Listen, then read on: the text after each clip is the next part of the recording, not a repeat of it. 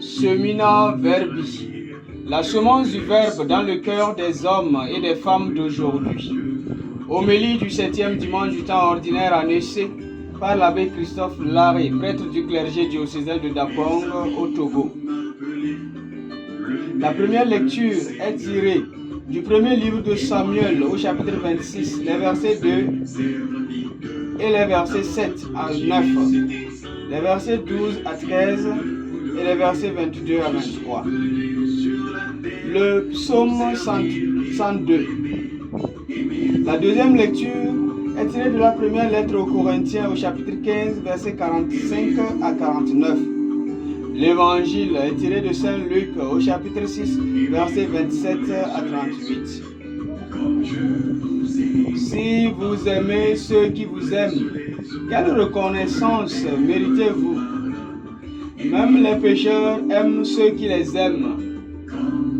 Luc chapitre 6, verset 32. La logique du monde est renversée. La loi du talion du monde culturel juif, mais aussi des sociétés organisées du monde entier, qui consiste à rendre le bien pour le bien et le mal pour le mal, cette loi se trouve battue en brèche par la loi de l'amour qui n'a pas de proportion, enseignée par Jésus dans l'évangile de ce jour. L'énoncé de toute cette nouvelle loi s'intitule, je cite, « Aimez vos ennemis, faites du bien à ceux qui vous haïssent. » Habitué à la logique des proportions, habitué à rendre juste l'acte que l'on reçoit, le juif a appris depuis sa tendre enfance à être juste, à ne faire à personne ce qu'il n'a pas reçu, à ne rendre à personne aucun acte quelle que soit sa nature, si au préalable il n'a été victime ou bénéficiaire d'un acte similaire. La logique du peuple de Dieu s'inscrit dans un contexte de sédentarisation et de création d'une société juste et équitable. À cette époque de naissance de la société juive, il fallait bien des règles pour équilibrer le vivre ensemble, d'où la loi du talion. Cette loi aussi pourrait être qualifiée de loi d'amour, dans la mesure où il s'agissait de respecter l'autre dans sa façon d'être. Quelqu'un t'a-t-il giflé? Rends-lui la même gifle par respect pour lui, ni plus ni moins. Quelqu'un t'a volé un bœuf, qu'il te rende un bœuf, pas plus. Quelqu'un t'arrache un œil droit, fais de même pour lui. N'arrache pas son œil gauche. Bref, il s'agit de la loi de œil pour œil, dent pour dent, très bien décrite dans l'évangile selon saint Matthieu, qui avait pour public cible les Juifs. Avant donc d'énoncer la nouvelle loi, Matthieu a pris soin de toujours rappeler l'ancienne loi.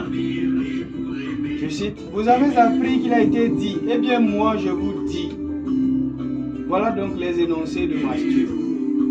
Par contre, saint Luc énonce directement la nouvelle loi de Jésus, sans faire référence à ce détail, parce qu'il s'adressait à Théophile, qui n'était pas juif, vu l'aspect de son nom qui indique un milieu grec d'une époque qui était plus stable en matière de loi.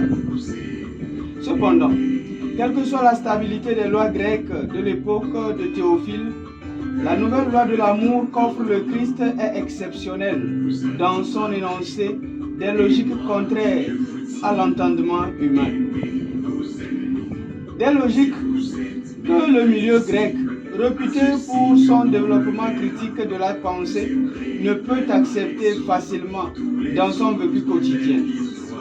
Comment comprendre qu'il faille aimer ses ennemis, faire du bien à ceux qui nous haïssent, à ceux qui nous maudissent, donner sa joue à celui qui nous a déjà giflés pour qu'il le fasse encore, donner sa tunique à celui qui nous a pris notre manteau, donner à tous ceux qui nous demandent, sachant bien qu'il y a des mal intentionnés, ne pas réclamer à celui qui nous a pris quelque chose. une logique dangereuse ou pacifique. Voilà bien la logique qui existait avant celle du talion. La logique pacifique qui consiste à ce que tout le monde agisse bien, de sorte qu'on n'ait plus besoin de loi ni de règles. En effet, quand chacun commencera à aimer son ennemi, il n'y aura plus d'ennemis sinon que des amis.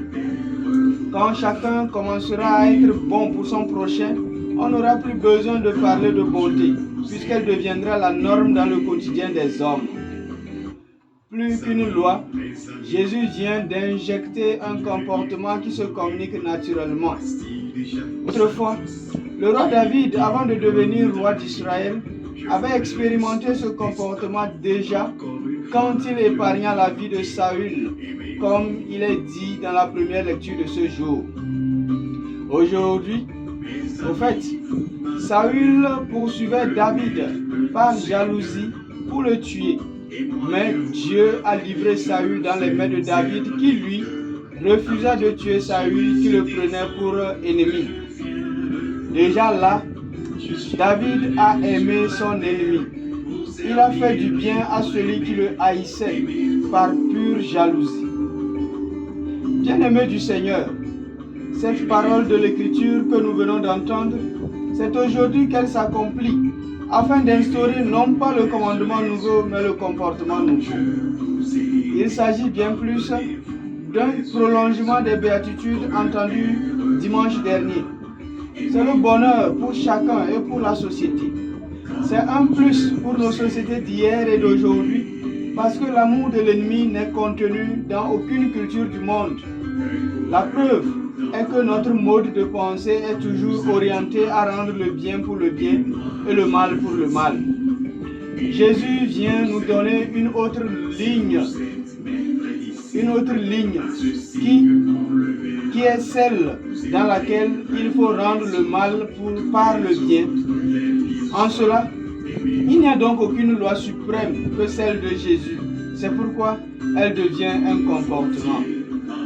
Cela exige de l'homme une grande capacité de pardonner, puisque s'il faut aimer celui qui nous veut du mal, il est clair que nous avons libéré notre cœur du mal qu'il nous a fait.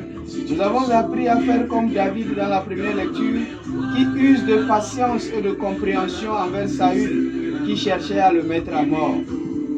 C'est le nouveau comportement de l'homme appelé à refléter l'image de Dieu, à être compatissant et amour, à ne pas juger sans appel, à chercher à gagner son frère plutôt que de l'écarter. Par ailleurs, devant les situations d'injustice, de violence restées impunies susceptibles de créer des ennemis, répondre par l'amour éveillerait la conscience des malfaiteurs, car, dit l'évangile de ce jour, si vous aimez que ceux qui vous aiment, quelle reconnaissance méritez-vous? Fin de citation. Dans la société actuelle, les fausses relations font qu'on a de la peine à identifier les vrais ennemis afin de les aider à se convertir. Ils font semblant de vous aimer tout en cherchant à vous détruire. Même là, ce sont des ennemis à aimer comme le recommande notre Seigneur Jésus-Christ. Cette recommandation du Christ est un comprimé pour notre bonheur dans la mesure où nous avons le cœur libéré et joyeux quand on est en mesure de pardonner. La règle d'or de la miséricorde n'est pas une lâcheté. Notre Seigneur Jésus-Christ ne nous enseigne pas la lâcheté auprès de ceux qui nous oppriment, mais une manière idéale pour vivre en harmonie dans le monde. Malheureusement, nous avons affaire à des gens parfois aigris et mal intentionnés dans nos communautés de vie qui sont insensibles à notre réponse d'amour et comme dit le psalmiste, je cite, « Moi, je ne veux que la paix, mais quand je parle, ils cherchent la guerre. » Fin de citation. Dans cette circonstance, même Jésus nous demande d'aimer et faire du bien. Chose difficile certes, mais pas impossible. Bien-aimés, il est difficile de prêcher sur l'amour tel que le Christ nous l'enseigne. Encore plus difficile d'écouter ce langage d'amour quand on est une victime de l'injustice, voire dangereux et saignant, lorsque l'on découvre que l'ennemi dont il est question dans notre vie est parfois la description que donne le psalmiste sur l'ennemi, à savoir, je cite, mon familier, mon intime, que notre entente est bonne quand nous allons d'un même pas vers la maison du Seigneur. Fin de citation.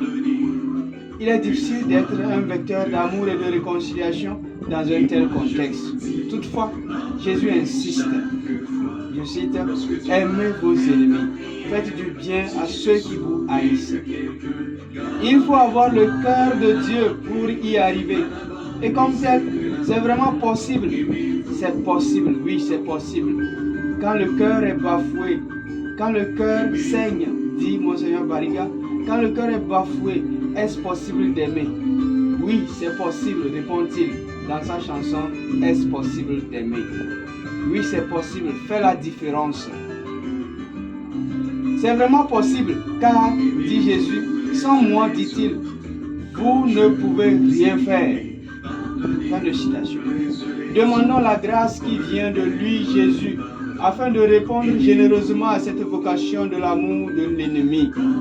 Un amour compliqué, mais surtout pas impossible.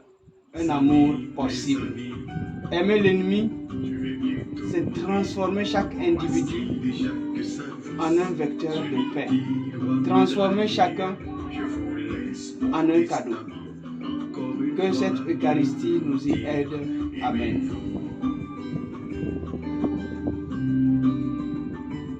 Mes amis ont m'appelé le maître du Seigneur. Et moi je vous l'appelle et je me fais serviteur. Dans notre rubrique aujourd'hui, bien-aimé du Seigneur, découvrir son talent, nourrir son talent, nous allons parler de l'objectif zéro ennemi. Objectif zéro ennemi dans ma vie. Zéro ennemi. Que personne n'occupe notre cœur de façon négative. Considérer toute personne comme un cadeau à découvrir et à aimer. Créer un cadre d'amitié.